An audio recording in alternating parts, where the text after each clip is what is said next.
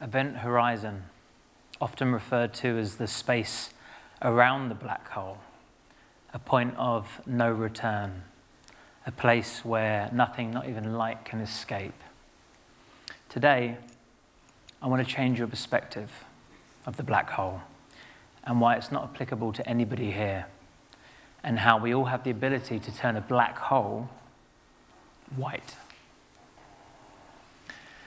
So having a personal experience of having navigated grim prospects of an uncertain future, I think I'm a bit of a wild card to add to the dimension of today's speakers. Growing up, my dad was an alcoholic, and he would put me down a lot. He'd call me a buffoon. He'd tell me I never amount to anything. He would say I was stupid. He would say I was bad. And I believed him. And I never felt loved by my dad. And I craved that love. And I thought I needed it in a form of significance. So I started acting at this age. And at this exact time, I was actually sexually abused, which led me on a path that might become quite shocking to quite a few people here. So at the age of 13, I was already getting arrested for shoplifting, lighting fires, criminal damage. At 14, I was given an antisocial behaviour order, otherwise known as an ASBO. At 15, I was expelled from school. And by 18, you'll see up there, I was in a young offenders institution in prison. Now, I'd love to say the story ended there, but unfortunately, the next 7 years to follow were years of complete and utter destruction and chaos. I was a drug addict. I was an alcoholic. I'd suffered with 3 different mental health diagnoses during this time: antisocial personality disorder, emotionally unstable personality disorder, and bipolar type 2, from which they prescribed me antipsychotic medication. I'd had my jaw broken, my teeth knocked out, slashed in the back with a knife, and hooked up to an ECG machine so many times for my cocaine use, I can't even count. I was even having epileptic seizures as a result of my alcohol abuse, and amongst all the chaos, one morning I walked in and I found my dad dead, and he had died from pancreatic cancer as a result of his alcohol abuse. By the age of 24, I was sentenced to prison for nearly killing a man. Thankfully, he survived, and I was sentenced to 18 months in prison. So I truly understand from a personal experience what it feels like to experience the prospect of an uncertain future. I was truly at my point of no return. You know, the black hole from my traumas was sucking me in. And every light that I found suddenly turned to complete darkness. But yet, I'm standing here today as a TEDx speaker, as a distinguished guest, in front of you lovely people. And I bet the question on your mind is most likely, how? How is that even possible? To go from such devastating circumstances to an insane alternative that I'm going to share with you shortly, that at the time my mind couldn't even comprehend. And it all comes down to one word: choice. The powerful yet underestimated power in creating your life. To turn left or to turn right, to be good or to be bad, to reminisce on the past or to leap into the future. I left prison and had the opportunity to go to rehab. Now, as you can see, when I entered rehab, you'll see the rap sheet I had here: alcohol dependency, narcotic dependency, anger issues, bereavement, dual diagnosis, attachment issues, childhood emotional neglect, rejection and abandonment, self-neglect. But I made a choice to change. I made a choice to stop blaming everything and everyone around me for why my life was so hard, and start to take responsibility for myself. And I engaged with the counselors and the psychotherapists and the psychiatrists. I read every book imaginable. I moved away from my friends and family. I started a complete fresh. And I enrolled into college. I graduated from college and eventually landed in university where I studied business management and entrepreneurship. I eventually founded a company that deals with some quite controversial technologies that I'd like to introduce you to today. Virtual reality and artificial intelligence. Now,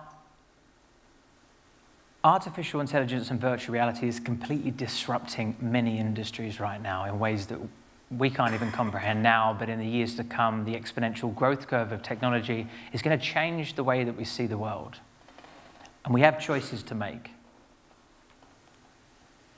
Medical are able to practice in a non-consequence environment where they can safely learn without making mistakes. Mental health, people that are suffering from post-traumatic stress disorders are able to reenact the scenario in which they were traumatized in an attempt to come to terms with the situation. The military, they're carrying out a vast amount of simulations, no risk. Education, you can now attend a digital three-dimensional campus. You can go on field trips to museums, back in time, to the solar system, or even into the black hole. And businesses, Amazon was able to get their staff training down from 18 hours to just 45 minutes because they put the headset on and they walk around the warehouse. Much easier than a book or a computer screen.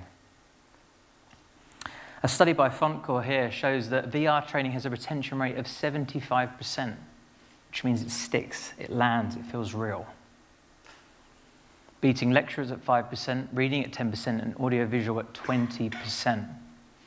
It's also particularly beneficial for people that might have special needs, such as autism. And actually, now that the Oculus Facebook headset is down to just $300, about £250, as long as you've got access to an internet connection, anywhere in the world has access to an infinite resource for the first time in history. Now, here's some of the work we do. We've built an entire coaching galaxy, okay? So our lecturers can train you to become a life coach. And our AI simulated lecturers can actually test your skills and abilities as a life coach. We're taking personal development to an entirely new realm. We can even program you to have a conversation with your younger self, your older self, or even attend your own funeral to contemplate how you'd like to be remembered after you leave the world.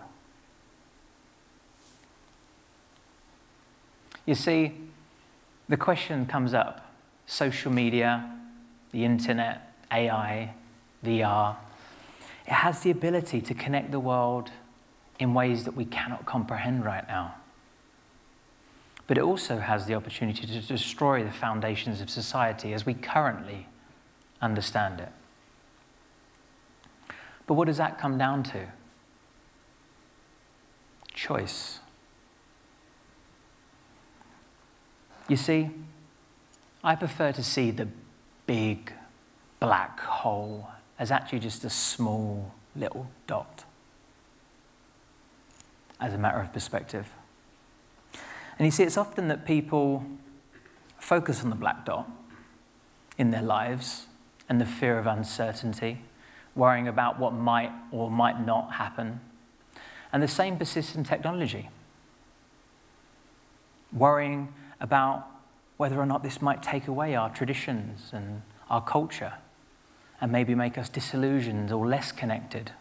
But very few people are able to see the huge mass of space around the black dot, the infinite mass of opportunity to evolve as a species and do things that a human will never be capable of. Ultimately, It's down to us to choose how we perceive and receive the world. Now, I'll always be grateful for everything that's ever happened to me, good or bad, because it was never happening to me. It was always happening for me. It was actually just a little black dot. I was able to break through the uncertainty, through the black hole, into the infinite mass of white space opportunity.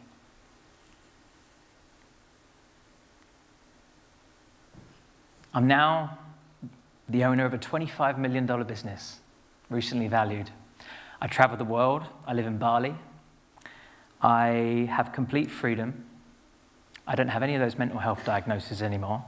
I don't know whether a miracle occurred, I had them in the first place, or I was misdiagnosed. All I know is they don't affect me or my life anymore.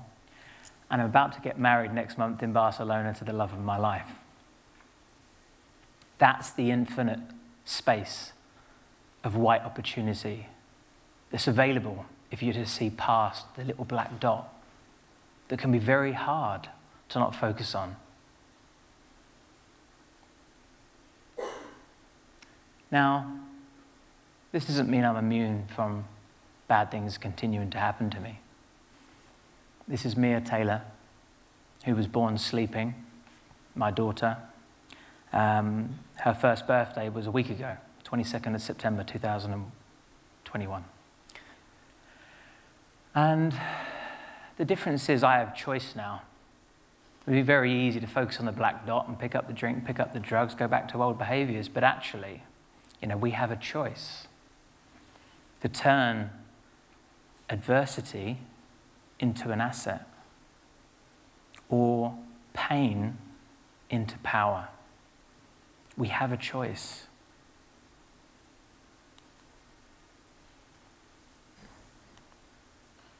We get to choose.